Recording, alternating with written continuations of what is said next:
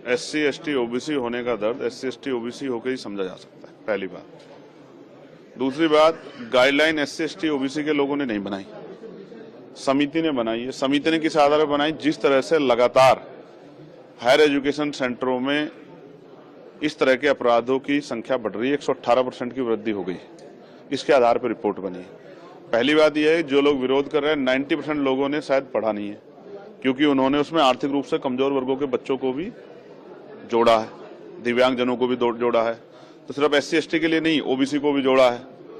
तो मेरी समझ में ये नहीं आ रहा है कि जब उसमें EWS यानी कि आर्थिक रूप से कमजोर वर्गों को जोड़ दिया गया है, जिसमें सारे ही सामान्य जाति के बच्चे हैं, ये अलग जो है आर्थिक रूप से कमजोर वर्ग है जिसमें SC ST OBC नहीं है, सिर्फ सामान्य जाति के बच्चों को 10% आरक्षण दे दिया गया है, तो उनको भी उसमें ऐड कर लिया गया। तो फिर किसी को दिक्कत क्या हो रही है? फिर वो सामान्य के, दलित के और पिछड़ों क्या? मैं तो इसको एक ट्रैप मानता हूँ।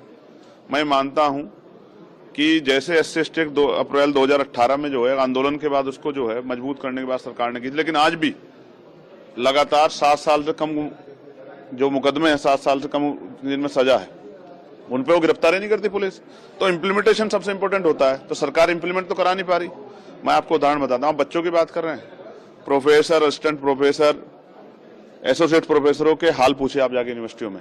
आप कोई PSU उठा लीजिए जहाँ रोस्टर फुलफिल हो रहा हो, जहाँ प्रमोशन दिया जा रहा हो, आपको DOPT गाइडलाइन फुलफिल हो रही है 45 दिन वाली, उसे भी छोड़िए।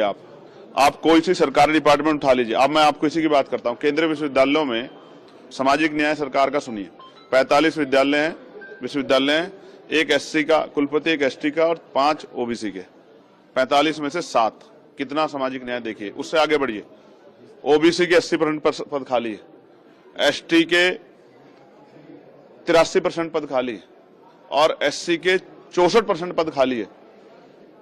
आप बताइए कौन सा सामाजिक न्याय सरकार कर रही है? जो आंखों में दिख रहा है उस पे वो हो रहा है। मुझे ऐसा लगता है कुछ लोगों को जो अपना जन्म से अधिकार मानते थे, कमजोर वर्गों को, मैंने अपनी कानों से सुना, मैं बच्चों से बैठता हूं,